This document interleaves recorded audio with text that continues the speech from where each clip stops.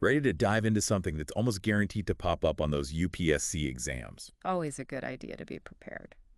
We're going deep on the no detention policy this time, Specifically the rollback, and what it all means for education in India. right? We've got this great article. Why was the no detention policy rolled back? Explained. Let's see what we can learn from it. This is a big one. Oh, yeah. Okay. And for good reasons. For sure. I mean, the no detention policy was a huge shift. Yeah. Understanding how it evolved can really help us get a handle on The current landscape exactly, of Indian education. which is definitely going to be important for your mains. Oh, for sure. You know. Absolutely. So let's rewind back to 2009. Okay. That's when this no detention policy comes onto the scene. As part of the Right to Education Act. The RT. Now, you as a future IAS officer, You know how important the RTE is? it's a landmark piece of legislation Aiming to give free and compulsory education to all children. between 6 and 14, targeted students in classes 1 to 8, Essentially saying no child can be held back. no matter how they're doing. It was a big deal. The intention behind it was noble, though. Oh, yeah. Really noble. Think about it. Yeah. A little kid freed from that fear of failing Able to learn at their own pace. in an environment without all that stress. It really was about prioritizing Holistic development over just rote learning. and high-stakes exams. Right. It sounds fantastic in theory. It does. Kind of makes you wish you had that back in school. Maybe a little bit. But like we see with a lot of well-intentioned policies, Yeah. the implementation in the real world Didn't quite go as planned. threw a wrench in the works. Implementation is key. Yeah, That's something that comes up all the time in public administration. all of the time. Right. Big time. The idea was to shift away from that single exam pressure. To continuous and comprehensive evaluation. Wow. Instead Oh. of one giant exam, At the end of the year, you're assessed all year round. quizzes projects. Class participation. The whole 9 yards. This reduces pressure. While still measuring how you're doing. And the ground reality, Wasn't quite the same. no, this article points out, How schools. kind of took no detention a bit too literally.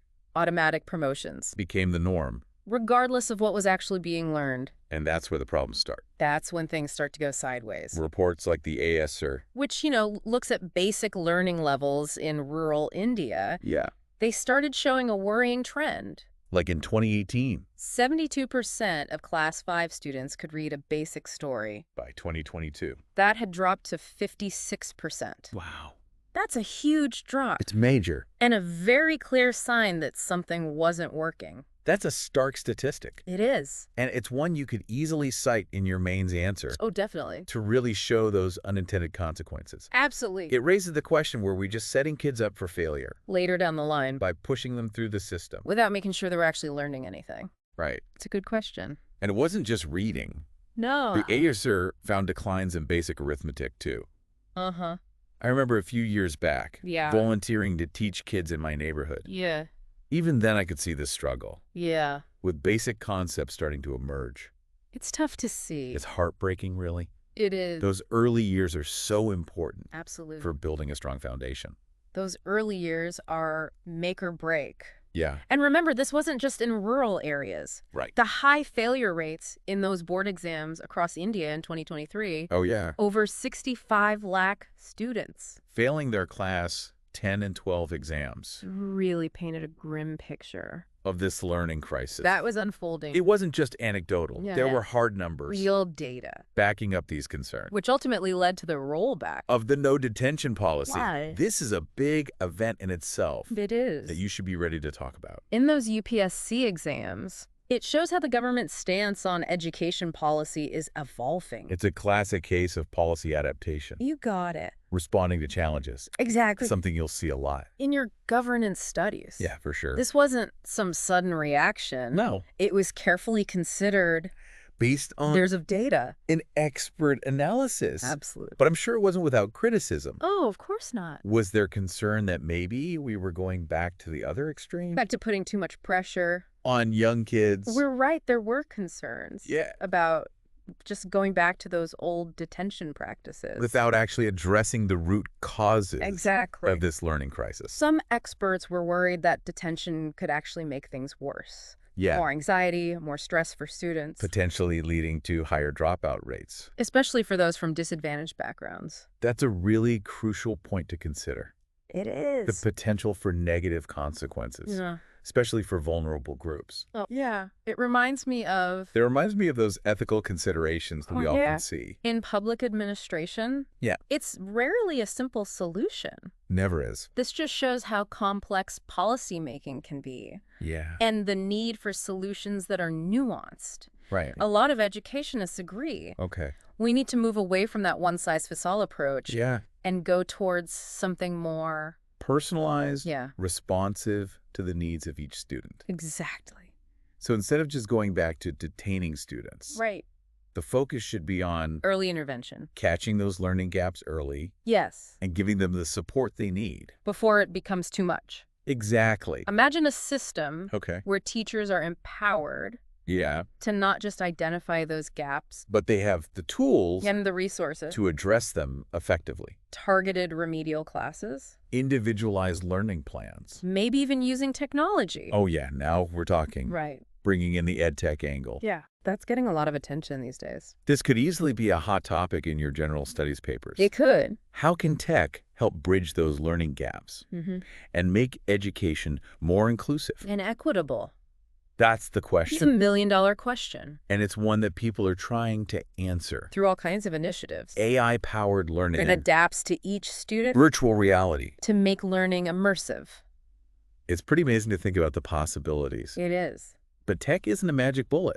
No, it's not. We need to address the human side of it too. Absolutely. The role of teachers, their training, and their ability to adapt.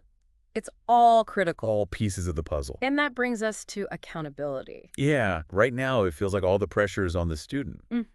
But what about the teachers? Right. They're the ones shaping young minds. They're the ones at the front line And they need to be ready to handle. to cater to all these different learning needs. And that's where accountability is so important. Yeah, We need to make sure teachers have good training Yeah. in how to identify those gaps and how to use those personalized learning strategies. Right. Think about it from a policy perspective. Okay. How do we get teachers to go the extra mile? How do we encourage them? How do we build a system where their performance isn't just based on test scores, Yeah. but on their ability to actually help each student reach their full potential? That's such a good point. It's about shifting the focus From punishing students to giving teachers the power. to create a better learning More environment. supportive. More effective. Exactly. This could even mean changing teacher training programs Oh, absolutely. to include all the latest stuff. The new approaches, the new ed tech tools. Imagine teachers not just giving out information, Right. but actually guiding each student on their own learning journey. Now you're thinking like a true education reformer, That's the kind of vision we need. reflected in our policies. This whole debate about the no detention policy And taking it back, has brought up a really important question. how can we guarantee quality education for every student in India? That's a tough one, It's a complicated issue, with no easy answers. but it's a conversation we need to keep having. Especially for all of you UPSC aspirants out there, This is something you'll see on your mains exams, either directly, or as a case study, governance, or public administration. understanding this policy change, The arguments for and against it and the possible solutions. will really help you in those exams. Remember, you're not just memorizing facts here. You know. You're developing those critical thinking skills And analytical frameworks that will be so important in your future role as policymakers. and administrators. And don't forget, this is about more than just acing those exams. It's bigger than that. It's about shaping the future of education. In India, The decisions we make today. will affect generations to come. So engage with these issues. Look at things from different angles. And don't be afraid to question the way things are. That's how we make progress. Okay, before we wrap up, Yeah, let's do a quick recap of our deep dive. sounds good. We started by looking at the no detention policy, The good intentions. the not so good implementation. And all that data showing us what wasn't working. Then we talked about the decision to roll it back. And the worries about going back to a system that might be too harsh. And finally, We explored what we can do moving forward. we talked about early intervention Empowering teachers. and using technology to personalize those learning experiences, We also talked about accountability, not just for students. but for the whole system. It's been a really interesting conversation. It has. Hopefully you found it helpful. Maybe even got some new ideas. Remember, this is just the beginning.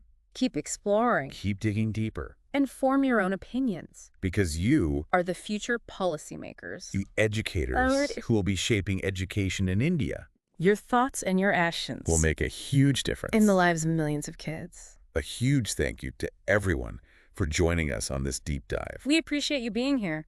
Don't forget to subscribe and share this episode with your fellow UPSC aspirants. And if you found it helpful, Give us a like. until next time, Keep those brains buzzing. and those ambitions soaring.